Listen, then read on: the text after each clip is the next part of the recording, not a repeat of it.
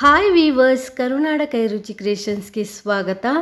ನಾನಿವತ್ತು ಆರೋಗ್ಯಕರವಾಗಿರುವಂತಹ ಮೃದುವಾಗಿರುವ ರಾಗಿ ಇಡ್ಲಿ ರೆಸಿಪಿನ ಶೇರ್ ಮಾಡ್ಕೊಳ್ತಾ ಇದ್ದೀನಿ. 15ರಿಂದ 20 ನಿಮಿಷಗಳಲ್ಲಿ ನಾವು ಈ ಇಡ್ಲಿಯನ್ನು ಮಾಡ್ಕೋಬಹುದು. ತುಂಬಾ ರುಚಿಕರವಾಗಿರುತ್ತೆ, ಆರೋಗ್ಯಕ್ಕೂ ಸಹ ತುಂಬಾ ಒಳ್ಳೆಯದು ಅಂತಲೇ ಹೇಳ್ಬೋದು. ಇದ್ರ ಜೊತೆಗೆ ನಾನು ತೆಂಗಿನಕಾಯಿ ಚಟ್ನಿಯನ್ನು ಸಹ ಶೇರ್ ಮಾಡ್ತಾ ಇದ್ದೀನಿ. ಈಗ ಹೇಗೆ ಮಾಡೋದು ಅಂತ ನೋಡೋಣ. ಸ್ಟವ್ ಮೇಲೆ ಒಂದು ಪ್ಯಾನ್ ಇಟ್ಕೊಂಡಿದ್ದೀನಿ. 1 ಚಮಚ ಎಣ್ಣೆ, 1 ಚಮಚ ಕಡಲೆಬೇಳೆ, 1 ಚಮಚ ಉದ್ದಿನಬೇಳೆ, 1/4 ಚಮಚ ಸಾಸಿವೆ. ಉದ್ದಿನಬೇಳೆ ಕಡಲೆಬೇಳೆಯನ್ನು ಮೀಡಿಯಮ್ ಊರಿನಲ್ಲಿ ಇಟ್ಕೊಂಡು ಫ್ರೈ ಮಾಡ್ಕೊಳ್ಳಿ. ಹೊಂಬಾಣಕ್ಕೆ ಬರಬೇಕು, ಅಲ್ಲಿವರೆಗೂ ನೀವು ಫ್ರೈ ಮಾಡ್ಕೋಬೇಕಾಗತ್ತೆ. ಜಾಸ್ತಿ ಫ್ರೈ ಮಾಡ್ಕೋಬೇಕು ಅಂತ ಇಲ್ಲ, ಸ್ವಲ್ಪ ಲೈಟಾಗಿ ಬಣ್ಣ ಚೇಂಜ್ ಆದರೆ ಸಾಕಾಗತ್ತೆ.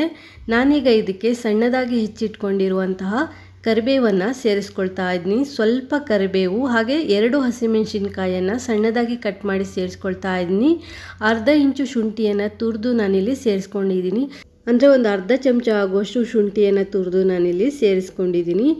ಸಣ್ಣ ಜಾಮೂನ್ ಕಪ್ಪಲ್ಲಿ 3/4 ಕಪ್ ಆಗುವಷ್ಟು ಉಪ್ಪಿಟ್ಟಿನ ರವೆಯನ್ನು ತೆಗೆದುಕೊಂಡಿದ್ದೀನಿ. ಉಪ್ಪಿಟ್ಟಿನ ರವೆ ಅಥವಾ ಬಾಂಬೆ ರವೆ ಅಂತಾರಲ್ಲ, ಅದನ್ನ ನಾನಿಲ್ಲಿ ತಗೊಂಡು ಫ್ರೈ ಮಾಡ್ಕೊಳ್ತಾ ಇದ್ದೀನಿ. 2ರಿಂದ 3 ನಿಮಿಷಗಳ ಕಾಲ ಮೀಡಿಯಮ್ ಟು ಲೋ ಫ್ಲೇಮಲ್ಲಿ ಇಟ್ಕೊಂಡು ಫ್ರೈ ಮಾಡ್ಕೊಳ್ಳಿ. ರವೆ ಜಾಸ್ತಿ ಫ್ರೈ ಮಾಡಬೇಕು ಅಂತ ಇಲ್ಲ, ಸ್ವಲ್ಪ ಬೆಚ್ಚಗಾದರೆ ಸಾಕಾಗತ್ತೆ. 1-2 ನಿಮಿಷ ಫ್ರೈ ಮಾಡ್ಕೊಳ್ಳಿ, ಸಾಕಾಗತ್ತೆ. ಸ್ವಲ್ಪ ರವೆ ಬಿಸಿ ಬಿಸಿ ಆಗಬೇಕು ಅಷ್ಟೇ. ಹೊಸದಾಗಿ ಯಾರೆಲ್ಲ ನಮ್ಮ ಚಾನಲ್ ನೋಡ್ತಾ ಇದ್ದೀರಾ, ನಮ್ಮ ಚಾನಲ್ನ ಸಬ್ಸ್ಕ್ರೈಬ್ ಮಾಡ್ಕೊಂಡು ನೋಡಿ. ವಿಡಿಯೋ ಏನಾದರೂ ಇಷ್ಟ ಆದರೆ ಒಂದು ಲೈಕ್ ಕೊಡಿ. ನಿಮ್ಮ ಫ್ಯಾಮಿಲಿ ಫ್ರೆಂಡ್ಸ್ಗೂ ಸಹ ವಿಡಿಯೋನ ಶೇರ್ ಮಾಡ್ಕೊಳ್ಳಿ. ನಾನಿಲ್ಲಿ ಶುಂಠಿಯನ್ನು ತುರಿದು ಸೇರಿಸ್ಕೊಂಡಿದ್ದೀನಿ. ನೀವು ಅದ್ರ ಬದಲು ಸಣ್ಣದಾಗಿ ಕಟ್ ಮಾಡಿರೂ ಸಹ ಸೇರಿಸ್ಕೋಬಹುದು. ಹಾಗೆ ನೋಡಿ, ನಾನು ಈಗ ಫ್ಲೇಮ್ ಆಫ್ ಮಾಡಿ ತಣ್ಣಗಾಗಲಿಕ್ಕೆ ಬಿಟ್ಟಿದ್ದೀನಿ. ಇದನ್ನು ತಣ್ಣಗಾಗಲಿ ಅಂತ ಹಾಗೆ ಒಂದು ಸ್ವಲ್ಪ ಫ್ರೈ ಮಾಡ್ಕೊಳ್ತಾ ಇದ್ದೀನಿ. ನಂತರ ನಾನಿಲ್ಲಿ 3/4 ಕಪ್ ಆಗುವಷ್ಟು ರಾಗಿ ಹಿಟ್ಟನ್ನು ತೆಗೆದುಕೊಂಡಿದ್ದೀನಿ. ಯಾವ ಕಪ್ಪಲ್ಲಿ ನಾನು ಉಪ್ಪಿಟ್ಟಿನ ರವೆಯನ್ನು ತೆಗೆದುಕೊಂಡಿದ್ದೆ ಅದೇ ಕಪ್ ಅಳತೆಯಲ್ಲಿ ರಾಗಿ ಹಿಟ್ಟನ್ನು ತೆಗೆದುಕೊಂಡಿದ್ದೀನಿ. ನಾನಿಲ್ಲಿ ರಾಗಿ ಹಿಟ್ಟು ಮತ್ತು ಉಪ್ಪಿಟ್ಟಿನ ರವೆಯನ್ನು ಸಮ ಪ್ರಮಾಣದಲ್ಲಿ ತೆಗೆದುಕೊಂಡಿದ್ದೀನಿ. ಈಗ ಹುರಿದಿಟ್ಕೊಂಡಿರುವಂಥ ರವೆಯನ್ನು ಸಹ ಸೇರಿಸ್ಕೊಂಡಿದ್ದೀನಿ. ರುಚಿಗೆ ತಕ್ಕಷ್ಟು ಉಪ್ಪು, ಸ್ವಲ್ಪ ಕೊತ್ತಂಬರಿ ಸೊಪ್ಪು, 1 ಕಪ್ ಆಗುವಷ್ಟು ಮೊಸರನ್ನ ನಾನಿಲ್ಲಿ ಸೇರಿಸ್ಕೊಂಡಿದ್ದೀನಿ. ನೀವು ಅಡುಗೆ ಸೋಡಾ ಬಳಸಲ್ಲ ಅಥವಾ ಏನೋ ಅಡುಗೆ ಸೋಡಾ ಏನನ್ನು ಬಳಸಲ್ಲ ಅನ್ನೋರು ನೀವಿಲ್ಲಿ ಹುಳಿ ಮಜ್ಜಿಗೆಯನ್ನು 2 ಕಪ್ ಆಗುವಷ್ಟು ಸೇರಿಸ್ಕೊಳ್ಳಿ. ನಾನಿಲ್ಲಿ 1 ಕಪ್ಪು ಮೊಸರು, 1 ಕಪ್ಪು ನೀರನ್ನು ಸೇರಿಸ್ಕೊಂಡು ಚೆನ್ನಾಗಿ ಮಿಕ್ಸ್ ಮಾಡ್ಕೊಳ್ತಾ ಇದ್ದೀನಿ. ಇನ್ಸ್ಟೆಂಟಾಗಿ ಮಾಡಬೇಕಾದ್ರೆ ನಾವು ಅಡುಗೆ ಸೋಡಾ ಅಥವಾ ಈನೋವನ್ನು ಬಳಸಲೇಬೇಕಾಗತ್ತೆ. ಬಟ್ ಇಲ್ಲ, ನಮಗೆ ಬಳಸಲಿಕ್ಕೆ ಇಷ್ಟ ಇಲ್ಲ ಅನ್ನೋರು ನೀವಿಲ್ಲಿ ಹುಳಿ ಮಜ್ಜಿಗೆಯನ್ನು ಉಪಯೋಗಿಸಿ. ಹಾಗೆ ನಾವೇನು 10-15 ನಿಮಿಷ ನೆನೆಲಿಕ್ಕೆ ಇಡ್ತೀವಿ, ಅದನ್ನು ನೀವು ಒಂದು ಅರ್ಧ ಗಂಟೆ ಆದರೂ ನೆನೆಲಿಕ್ಕೆ ಇಡಬೇಕಾಗತ್ತೆ. ಆಗ ಇಡ್ಲಿ ಸಾಫ್ಟಾಗಿ ಬರುತ್ತೆ. ಸೊ ನಾನಿಲ್ಲಿ ಒಂದು 15 ನಿಮಿಷ ನೆನೆಸಿ ಇಟ್ಟಿದ್ದೆ. ಇದನ್ನು ಒಂದು 15 ನಿಮಿಷ ನೆನೆಲಿಕ್ಕೆ ಇಟ್ಬಿಡಿ. ಸೊ ನಾನು 15 ನಿಮಿಷ ಆದಮೇಲೆ ಒಂದು ಚಿಟಿಕೆ ಆಗುವಷ್ಟು ಅಡುಗೆ ಸೋಡಾವನ್ನು ಸೇರಿಸಿ ಅದಕ್ಕೊಂದು ಸ್ವಲ್ಪ ನೀರನ್ನು ಸೇರಿಸ್ಕೊಂಡು ಹಿಟ್ಟನ್ನು ಚೆನ್ನಾಗಿ ಮಿಕ್ಸ್ ಮಾಡಿ ಹದ ಮಾಡ್ಕೊಳ್ತಾ ಇದ್ದೀನಿ. ಇಡ್ಲಿ ಹಿಟ್ಟಿನ ಹದಕ್ಕೆ ನಾವಿಲ್ಲಿ ಹಿಟ್ಟನ್ನು ರೆಡಿ ಮಾಡ್ಕೋಬೇಕಾಗತ್ತೆ. ನೀರು ಬೇಕು ಅಂದರೆ ನೀವಿಲ್ಲಿ ಎಕ್ಸ್ಟ್ರಾ ನೀರನ್ನು ಸೇರಿಸ್ಕೋಬೋದು. ಆದರೆ ಜಾಸ್ತಿ ನೀರನ್ನು ಒಂದೇ ಸಲ ಸೇರಿಸಲಿಕ್ಕೆ ಹೋಗಬೇಡಿ. ಸ್ವಲ್ಪ ನೀರನ್ನು ಸೇರಿಸ್ಬಿಟ್ಟು ಹಿಟ್ಟನ್ನು ಇಡ್ಲಿ ಹಿಟ್ಟಿನ ಹದಕ್ಕೆ ಮಾಡ್ಕೊಳ್ಳಿ. ನೀರನ್ನು ಕಾಯಲಿಕ್ಕೆ ಇಟ್ಕೊಂಡು ನಾನಿಲ್ಲಿ ಇಡ್ಲಿ ಪ್ಲೇಟ್ಗೆ ಎಣ್ಣೆಯನ್ನು ಸವರ್ಕೊಳ್ತಾ ಇದ್ದೀನಿ. ನಾನು ಕೊಬ್ಬರಿ ಎಣ್ಣೆಯಲ್ಲಿ ಇಡ್ಲಿ ಪ್ಲೇಟ್ ಅಂದರೆ ಇಡ್ಲಿ ಬಟ್ಲುಗಳಿಗೆ ಎಣ್ಣೆಯನ್ನು ಅಪ್ಲೈ ಮಾಡ್ಕೊಳ್ತಾ ಇದ್ದೀನಿ. ಇಡ್ಲಿ ಬಟ್ಲಿಗೆ ಎಣ್ಣೆಯನ್ನು ಚೆನ್ನಾಗಿ ಗ್ರೀಸ್ ಮಾಡ್ಕೊಂಡ ನಂತರ 3/4 ಭಾಗ ಆಗುವಷ್ಟು ಹಿಟ್ಟನ್ನು ನೀವು ಇಡ್ಲಿ ಪಾತ್ರೆಗೆ ಸೇರಿಸಬೇಕಾಗತ್ತೆ. ಜಾಸ್ತಿ ಹಿಟ್ಟನ್ನು ಸೇರಿಸಲಿಕ್ಕೆ ಹೋಗಬೇಡಿ, ಏಕೆಂದರೆ ಇಡ್ಲಿ ಉಬ್ಬೋದ್ರಿಂದ ನೀವು 3/4 ಭಾಗ ಸೇರಿಸಿದರೆ ಸಾಕಾಗತ್ತೆ. ನಾನು ತೊಗೊಂಡಿರುವಂಥ ಅಂದರೆ ಮೆಜರ್ಮೆಂಟ್ ಏನು ತೊಗೊಂಡಿದ್ದೆ ರಾಗಿ ಮತ್ತು ರವೆ ಮೆಜರ್ಮೆಂಟಲ್ಲಿ ಟೋಟಲ್ ಆಗಿ 8 ಇಡ್ಲಿಗಳಾಗಿದೆ. ಸೊ ಒಬ್ಬರು ಅಥವಾ ಇಬ್ಬರು ತಿನ್ಬೋದು, ಅಷ್ಟು ಇಡ್ಲಿಯನ್ನು ನಾನಿಲ್ಲಿ ಮಾಡ್ಕೊಂಡಿದ್ದೀನಿ. ನೀವು ಜಾಸ್ತಿ ಜನಕ್ಕೆ ಮಾಡ್ತೀನಿ ಅಂದರೆ ಇದೇ ಪ್ರಮಾಣವನ್ನು ಜಾಸ್ತಿ ಮಾಡ್ಕೊಳ್ಳಿ. ಹಾಗೆ ಮಜ್ಜಿಗೆಯನ್ನು ಉಪಯೋಗಿಸ್ಕೊಳ್ಳಿ, ಆಗ ಸೋಡಾ ಹಾಕುವ ಅಗತ್ಯತೆ ಇರಲ್ಲ.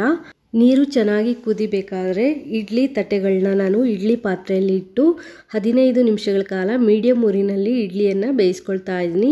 ಒದ್ದೆ ಕೈಯಲ್ಲಿ ಈ ರೀತಿ ಇಡ್ಲಿಯನ್ನು ಮುಟ್ಟು ನೋಡಿದ್ರೆ ಕೈಗೆ ಅಂಟಬಾರ್ದು, ಅಥವಾ ಒಂದು ಫೋರ್ಕ್ ಸ್ಪೂನು ಅಥವಾ ಚಾಕುವಿನಿಂದ ಚುಚ್ಚಿ ನೋಡಿದಾಗ ಅದಕ್ಕೆ ಹಿಟ್ಟು ಅಂಟ್ಕೊಂಡಿಲ್ಲ ಅಂದರೆ ಇಡ್ಲಿ ಚೆನ್ನಾಗಿ ಬೆಂದಿದೆ ಅಂತ. ಇಡ್ಲಿ ಪ್ಲೇಟನ್ನು ಹೊರಗಡೆ ತೆಗೆದು 1-2 ನಿಮಿಷಗಳ ಕಾಲ ಬಿಟ್ಟು ಇಡ್ಲಿಯನ್ನು ತೆಗೀರಿ. ನೋಡ್ತಾ ಇರ್ಬೋದು ಇಡ್ಲಿ ಎಷ್ಟು ಸಾಫ್ಟಾಗಿ ಎಷ್ಟು ಚೆನ್ನಾಗಿ ಬಂದಿದೆ ಅಂತ.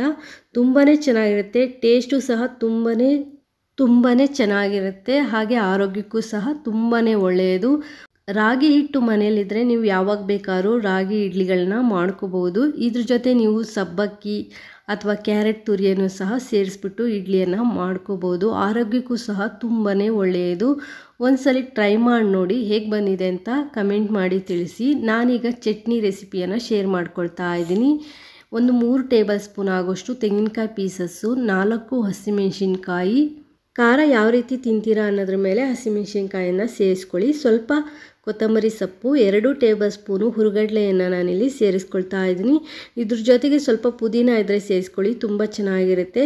ಸಣ್ಣ ಕಡಲೆಕಾಳು ಗಾತ್ರದ ಹುಣಸೆಹಣ್ಣು, ರುಚಿಗೆ ತಕ್ಕಷ್ಟು ಉಪ್ಪನ್ನು ಸೇರಿಸ್ಕೊಂಡು ಸ್ವಲ್ಪ ನೀರನ್ನು ಸೇರಿಸ್ಕೊಂಡು ನುಣ್ಣಗೆ ಗ್ರೈಂಡ್ ಮಾಡ್ಕೊಳ್ಳಿ. ಗ್ರೈಂಡ್ ಮಾಡಿಟ್ಕೊಂಡಿರುವ ಚಟ್ನಿಯನ್ನು ನಾನು ಒಂದು ಬೌಲ್ಗೆ ತೆಗೆದುಕೊಳ್ತಾ ಇದ್ದೀನಿ. ಇದಕ್ಕೊಂದು ಒಗ್ಗರಣೆಯನ್ನು ಸಹ ನಾನಿಲ್ಲಿ ಮಾಡ್ಕೊಳ್ತಾ ಇದ್ದೀನಿ. 1 ಚಮಚ ಎಣ್ಣೆ, 1/4 ಚಮಚ ಸಾಸಿವೆ, 1/4 ಚಮಚ ಜೀರಿಗೆ, ಸ್ವಲ್ಪ ಕರಿಬೇವು ಹಾಗೆ 1 ಒಣಮೆಣಸಿನ್ಕಾಯನ್ನು ಸೇರಿಸಿ ನಾನಿಲ್ಲಿ ಒಗ್ಗರಣೆಯನ್ನು ಮಾಡ್ಕೊಂಡಿದ್ದೀನಿ. ಒಗ್ಗರಣೆನ ಚಟ್ನಿಗೆ ಸೇರಿಸ್ತಾ ಇದ್ದೀನಿ. ಸೊ ರಾಗಿ ಇಡ್ಲಿ, ರಾಗಿ ದೋಸೆ, ರಾಗಿ ರೊಟ್ಟಿಗೆ ನೀವು ಈ ರೀತಿ ತೆಂಗಿನಕಾಯಿ ಚಟ್ನಿಯನ್ನು ಮಾಡಿ, ಒಳ್ಳೆ ಕಾಂಬಿನೇಷನ್ ಚಟ್ನಿ ಅಂತಲೇ ಹೇಳ್ಬೋದು. ತುಂಬ ಚೆನ್ನಾಗಿರುತ್ತೆ. ಒಂದ್ಸಲಿ ಈ ರೀತಿ ಸಾಫ್ಟ್ ಆಗಿರುವಂತಹ ಇಡ್ಲಿಯನ್ನು ಟ್ರೈ ಮಾಡಿ ನೋಡಿ. ಮತ್ತು ಆರೋಗ್ಯಕ್ಕೂ ಸಹ ತುಂಬಾ ಒಳ್ಳೆಯದು. ಹೇಗೆ ಬಂದಿದೆ ಅಂತ ಕಮೆಂಟ್ ಮಾಡಿ ತಿಳಿಸಿ. ಈ ವಿಡಿಯೋ ಏನಾದರೂ ಇಷ್ಟ ಆದರೆ ಒಂದು ಲೈಕ್ ಕೊಡಿ. ಹೊಸದಾಗಿ ಯಾರೆಲ್ಲ ನಮ್ಮ ಚಾನಲ್ ನೋಡ್ತಾ ಇದ್ದೀರಾ, ನಮ್ಮ ಚಾನಲ್ನ ಸಬ್ಸ್ಕ್ರೈಬ್ ಮಾಡ್ಕೊಂಡು ನೋಡಿ. ಹಾಗೆ ನಿಮ್ಮ ಫ್ಯಾಮಿಲಿ ಫ್ರೆಂಡ್ಸ್ಗೂ ಸಹ ವಿಡಿಯೋನ ಶೇರ್ ಮಾಡ್ಕೊಳ್ಳಿ. ನೋಡ್ತಾ ಇರ್ಬೋದು ಎಷ್ಟು ಸಾಫ್ಟಾಗಿ ಎಷ್ಟು ಚೆನ್ನಾಗಿ ಬಂದಿದೆ ಅಂತ. ಸೊ ನಮಗೆ ಯಾವಾಗ ಬೇಕಾದರೂ ಈ ಇಡ್ಲಿಗಳನ್ನ ಮಾಡಿಕೊಂಡು ತಿನ್ಬೋದು. ಕ್ವಿಕ್ಕಾಗಿ ರೆಡಿ ಆಗುತ್ತೆ. ಅಷ್ಟೇ ಟೇಸ್ಟಿಯಾಗಿರೋ ಸಹ ಇರುತ್ತೆ. ಆರೋಗ್ಯಕ್ಕೂ ಸಹ ತುಂಬಾ ಒಳ್ಳೆಯದು. ಈ ರೆಸಿಪಿ ಇಷ್ಟ ಆದರೆ ಒಂದು ಲೈಕ್ ಕೊಡಿ. Thanks for watching this video. Take care. Have A nice day.